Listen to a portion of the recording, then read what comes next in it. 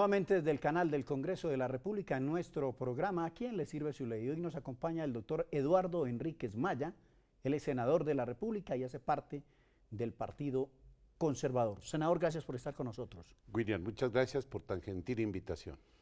Y un saludo muy especial a todos los televidentes, porque diariamente nos ven y nos mandan muchos correos, muchos de las distintas iniciativas pues, que se aprueban y que se presentan a consideración aquí de los legisladores por parte del gobierno, pues nos preguntan diariamente los televidentes por esto. Pero empecemos con el tema de la refrendación. Doctor Eduardo Enríquez Maya, el gobierno nacional en cabeza del presidente Juan Manuel Santos y muchos de más de 6 millones de compatriotas votaron sí y los otros votaron no. Ganó el no. Ahorita el gobierno, pues después de revolver más o menos lo que yo entiendo, sometió a refrendar los acuerdos aquí en el Congreso de la República. ¿Por qué no le explicamos a los televidentes en qué consiste esa refrendación, doctor Eduardo Enríquez? Este programa que usted dirige para beneficio de todos los colombianos es esencialmente pedagógico. Sí, señor. Entonces hay que hacer pedagogía con todos los televidentes de la manera más sencilla. Entonces, el 2 de octubre, casi después de 60 años, se vuelve a realizar un plebiscito en Colombia. El plebiscito sirve para aprobar o improbar acuerdos políticos. Acuerdos políticos. Y el pueblo de Colombia, el 2 de octubre, se manifestó en las urnas por lo que nadie esperaba, que triunfe el no. Pero triunfó el no. Y esa voluntad soberana, por supuesto, los poderes constituidos, el pueblo en general, tiene el deber de respetar esa decisión. Superado ese hecho que hace historia, no simplemente en la nación, sino en el mundo. Claro. El señor presidente de la República sigue agitando la bandera de la paz con los señores de las FARC y dicen vamos a hacer otro acuerdo. Y ese otro acuerdo, para cumplir con la promesa del presidente que manifestó refrendarlo por el pueblo, ahora se ha tomado la vía para ser refrendado por el Congreso de la República. Pero ahora hagamos una interpelación para que los televidentes entiendan. ¿Se está refrendando sobre el mismo acuerdo o sobre parte de ese acuerdo que el constituyente primario votó no? Yo diría que es sobre el mismo acuerdo con unas modificaciones. Pero ya para el trámite...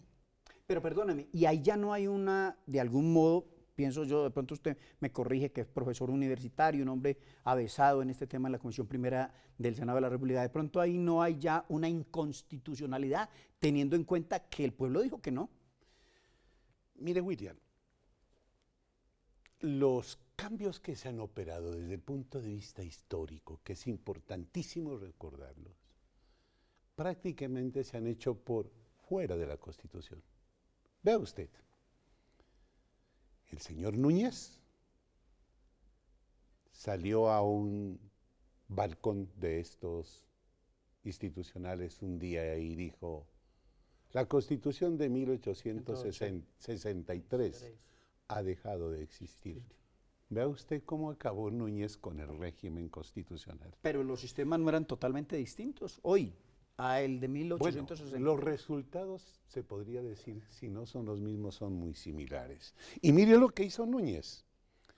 Nombró 9 conservadores constituyentes, llamémoslo así, y 9 liberales independientes, dijo él. 2 por cada estado, porque había 9 estados. Esos 18 constituyentes expidieron con la iluminación de Caro, Miguel Antonio Caro, la Constitución de 1886. Algo similar sucedió en el año de 1957, con el plebiscito de 1957. 2 páginas, 14 artículos, redactados y acordados, por supuesto, por 2 figuras luminosas, Alberto Lleras Camargo y el señor Laureano Gómez. Y mírenlo. Jefes de los 2 partidos, Claro. conservador y liberal. Y creo que ese acuerdo lo hicieron a través de cartas, porque el señor Laureano Gómez No estaba en el país. estaba radicado como en 2 islas españolas, una denominada Benidorm y la otra Sillas.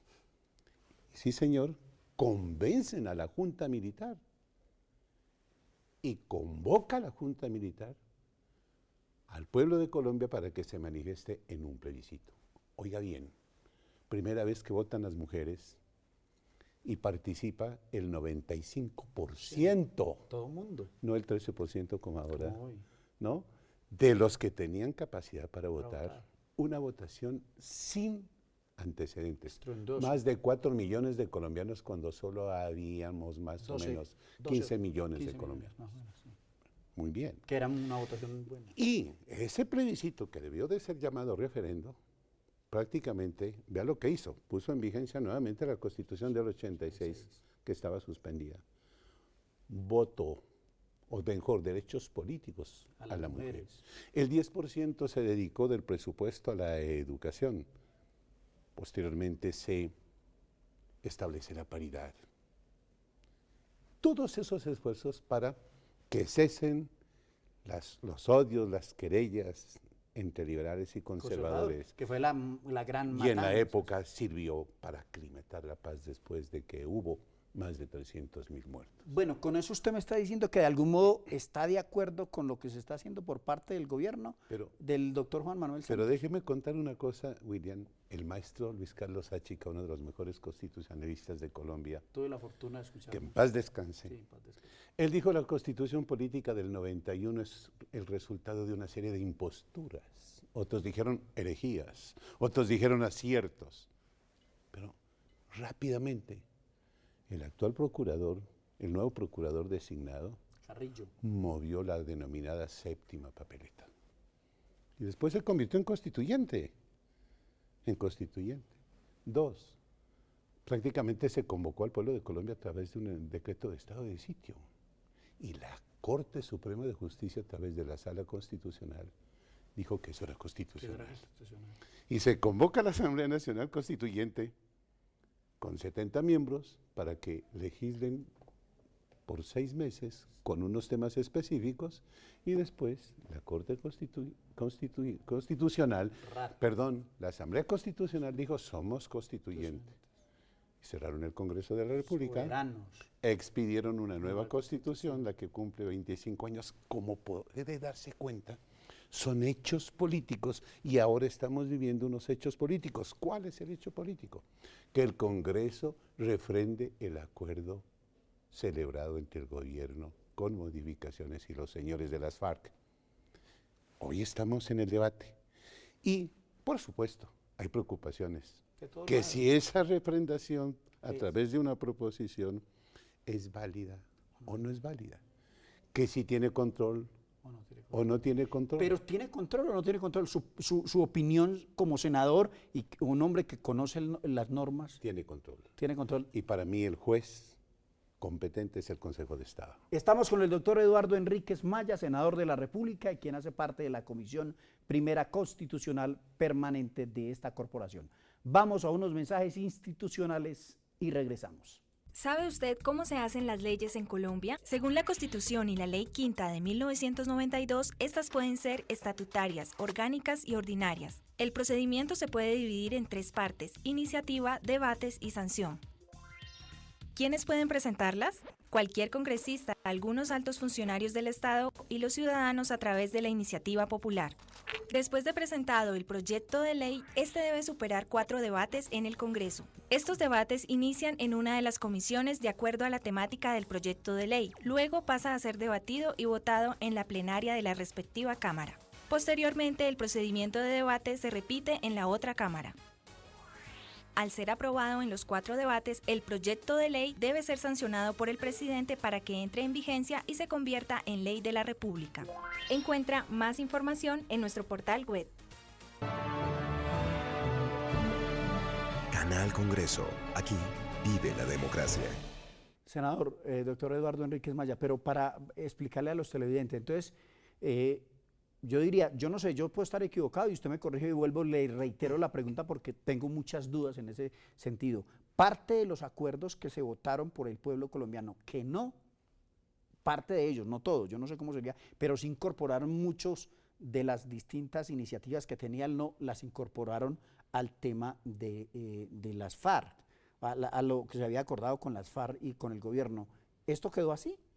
Bueno, yo creo que después del 2 de octubre, con ese resultado, repito que es históricamente importante, se sentaron otros factores de poder, como decía Lasalle, otros factores de poder, los del no, los del ya, iglesias, los del sí, el gobierno, etcétera.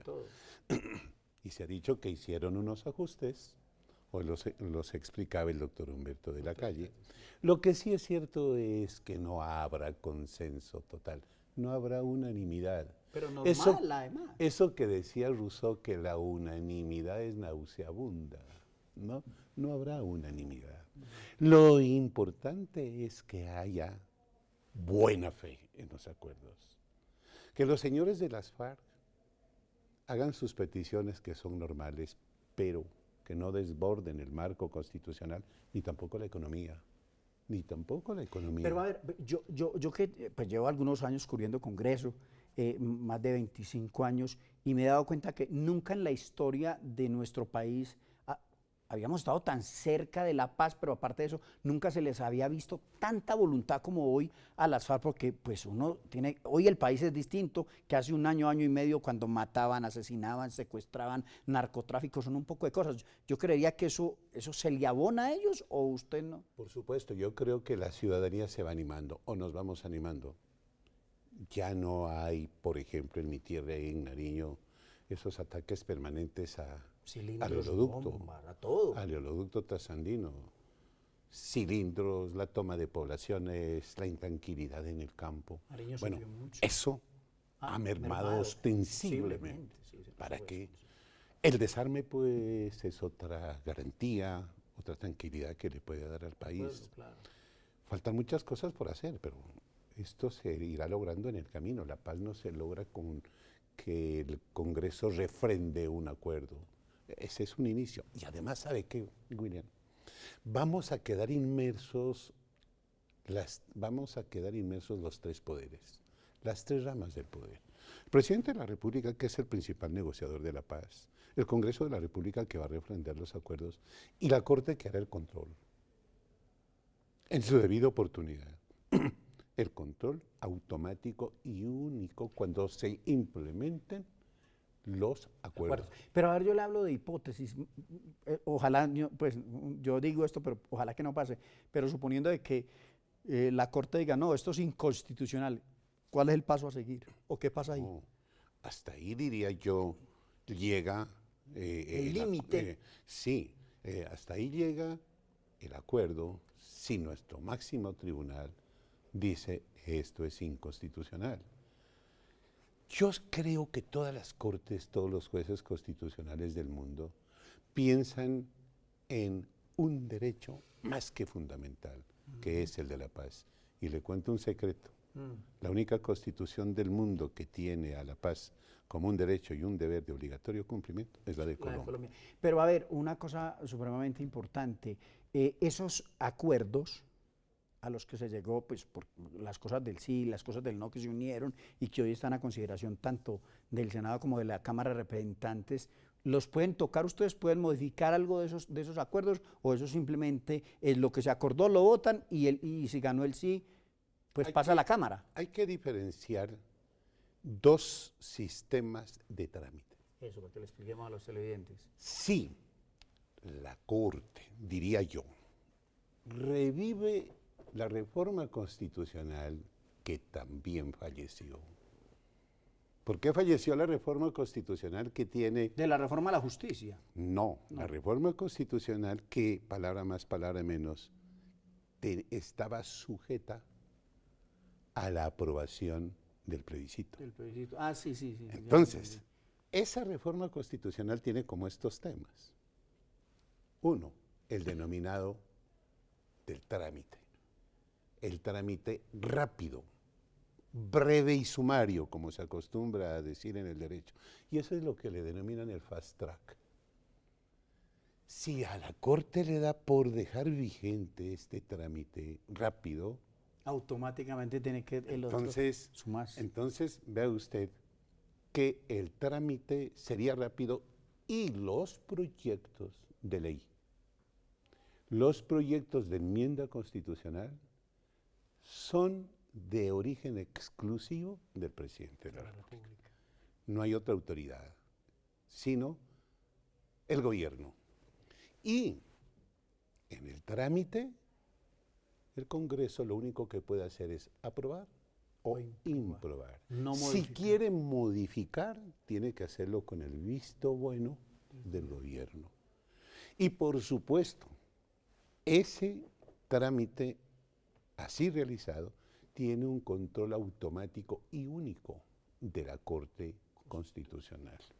Y por supuesto, se reducen los términos tanto para el trámite de leyes como de reformas constitucionales. Por ejemplo, la reforma constitucional de ahora, o el sistema para reformar la Constitución mejor, tiene 8 debates.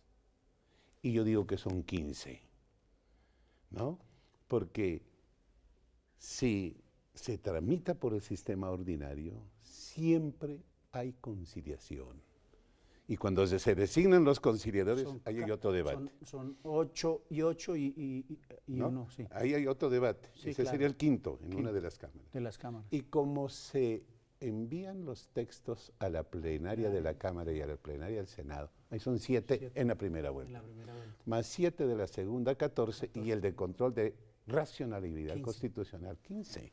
Entonces, eso prácticamente se reducirían a 4 debates y con el control único de la Corte, otro debate de tipo judicial. Bueno, el tema de los proyectos, porque hay también un poco de preocupación, porque aquí pues de algún modo va a presentar el gobierno del presidente Juan Manuel Santos y el ministro del Interior los proyectos que de algún modo van a entrar a regir para que pues se dé amnistía y otra clase. ¿Esos proyectos los ve pasando? ¿Cómo ve esos proyectos? ¿Ustedes ya conocen algo de eso? Proyectos no han llegado porque estamos esperando hasta que no se refrende. la refrendación Pero no del conocen acuerdo. absolutamente nada para que los televidentes se den cuenta. O sea, porque aquí ¿cuántas normas podrían presentar? Yo no sé, en lo que queda, porque quedan 20 días de legislatura. El presidente de la República, o mejor el gobierno, tiene 3 instrumentos. 1, reforma constitucional. 2, proyectos de leyes, perdón. Y 3, dicta decretos especiales y necesarios con fuerza de ley. Yo he dicho en la plenaria del Senado como en la Comisión Primera del Senado que esos decretos son una creación nueva porque son los decretos que va a necesitar el gobierno para consolidar el proceso de paz a través de estos acuerdos convertidos en normativa constitucional, normativa legal. Es más, les he dado una denominación que casi tienen el mismo peso que una norma constitucional, porque tienen control posterior y automático como las reformas constitucionales. El tema de la elegibilidad, que es donde hay muchos pues detractores de la medida, porque lo primero que se pedía era que pagaran cárcel y después de pronto sí podrían. La elegibilidad, ¿cómo quedaría para los miembros de las FARC? Bueno, en el nuevo acuerdo se dejan las 16 circunscripciones especiales. Se han dicho que esas son para las víctimas. Ojalá sea así. Hay que respetar el derecho de las víctimas. Pero si lo tienen en el papel, así lo tienen que hacer. Así está establecido. Más todavía. Oiga bien esta cifra, William y señores televidentes. Colombia es el único país del mundo que tiene más de 8 millones de víctimas. Entonces, que se deje esas circunscripciones especiales para las víctimas. En aquellos sitios donde más Ojalá se horrorizó el conflicto. se respete, repito, ese derecho de las víctimas. Y 5 curules en el Senado y 5 curules en la Cámara. Eso se mantiene. Yo creo que en eso no debemos desgastarnos. Lo importante es cómo logramos la paz. Y la paz hay que lograrla a cualquier precio. Así nos reporte o nos toque ceder en cosas que en el pasado no era posible. Y ojalá que las buenas intenciones, los buenos propósitos, en el campo de las realidades, los aportes de ellos sean para beneficio de los colombianos. Estamos con el doctor Eduardo Enríquez Amaya en nuestro programa ¿A quién le sirve su ley? Vamos a unos mensajes institucionales y regresamos. ¿Sabe usted cuáles son las funciones del Congreso? El Congreso de la República de Colombia desarrolla múltiples funciones esenciales para el funcionamiento de nuestra democracia. Estas son asignadas por la Constitución y la ley. Tiene, entre otras funciones, la función de reformar la Constitución mediante actos legislativos. Además, crea, modifica y anula las leyes. Así, el Congreso establece, por ejemplo, cómo se van a invertir los recursos de los colombianos. También tiene la facultad de citar a ministros y a otros funcionarios públicos para indagar, obtener información y exigir acciones frente a su gestión. El Congreso elige a algunos de los altos funcionarios del Estado. Además, puede, si es el caso, investigarlos y juzgarlos. Encuentra más información en nuestro portal web. Canal Congreso. Aquí vive la democracia.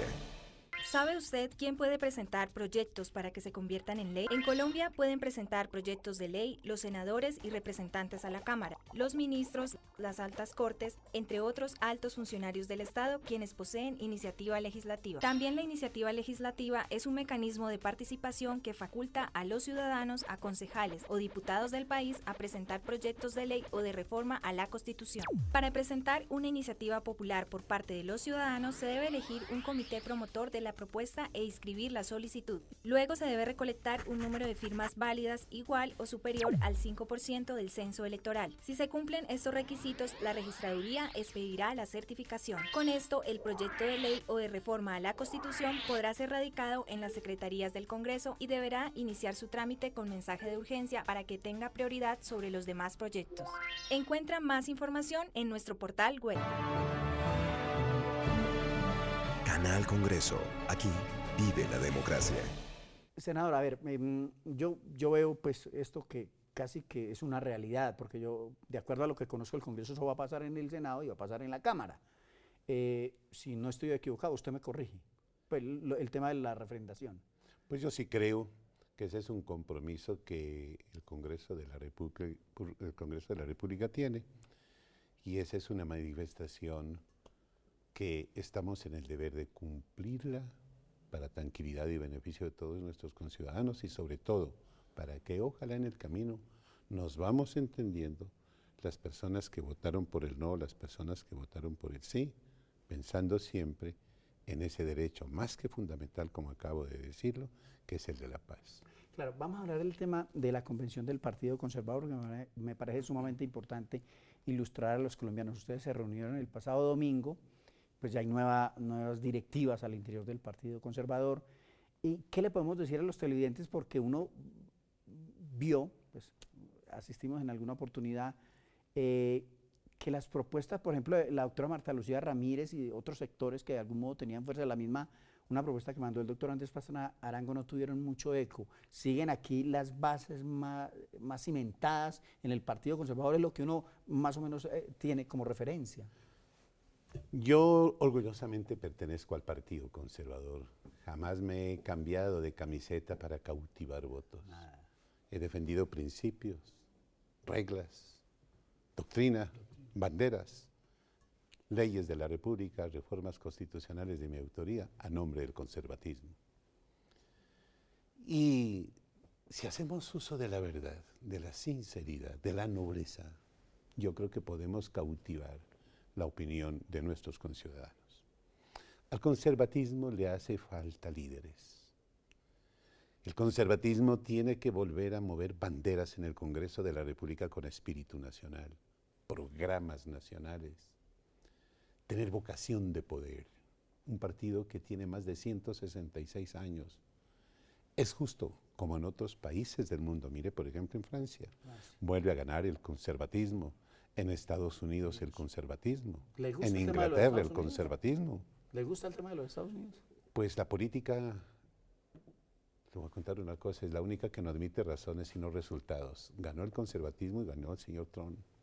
Y yo creo que después de su elección subió como 9 puntos en las encuestas Pero además de yo creo- opinión. pero ha sido muy moderado en algunas de las declaraciones que ha salido a dar, porque además un hombre que nunca había tenido ninguna elección popular, ni ningún cargo público, eso es como... Así es. Entonces, mire, lo bueno de la convención es la presencia numerosa de muchos conservadores de todos los rincones de Colombia. Mucha juventud, bastantes mujeres, bastantes.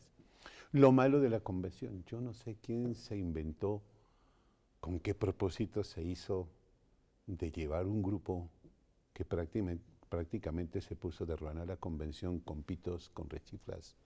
Eso deslució la convención. Pero además eso no es conservador, que es la otra Mire. la otra dinámica de ustedes. Discursos muy importantes de los que asistieron a la cabeza del señor ex procurador Alejandro Ordóñez, la doctora Marta Lucía Ramírez, el doctor Weimar Delgado, el señor presidente del directorio, pero esas rechiflas detestables, temerosas, Malucas. le quitaron mucho Altura. colorido.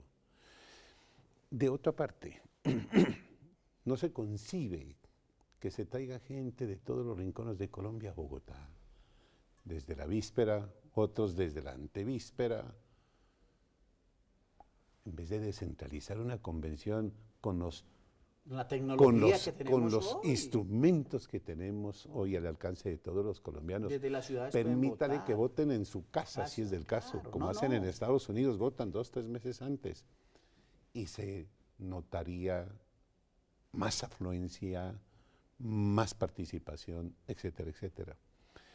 Estas dos cosas a mí no me gustaron, repito, yo no sé cómo es que los traen. Eso a mí me preocupa. Y por supuesto, diríamos, eso fue lo feo.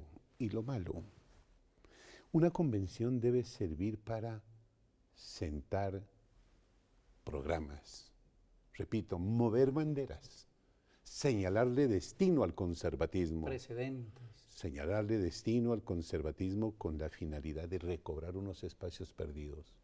El conservatismo tiene que recobrar el espacio de la universidad, de los sindicatos, de la plaza pública, del agitar de banderas azules. Pero, por ejemplo, hoy, doctor Eduardo Enríquez Maya, finalmente, porque aquí ya me hacen señas, no tiene un candidato a la presidencia de la República. Claro, la doctora Marta Lucía Ramírez y el mismo doctor Alejandro Ordóñez, pero inclusive fueron, pues, como usted lo acaba de señalar, abucheados al interior de la Sí, pero es que convención. eso lo hace una guacherna inoficiosa.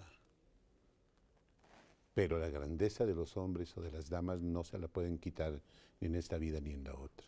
El conservatismo tiene abanico de candidatos presidenciales. Alejandro Ordóñez, Mauricio Cárdenas, Marta Lucía.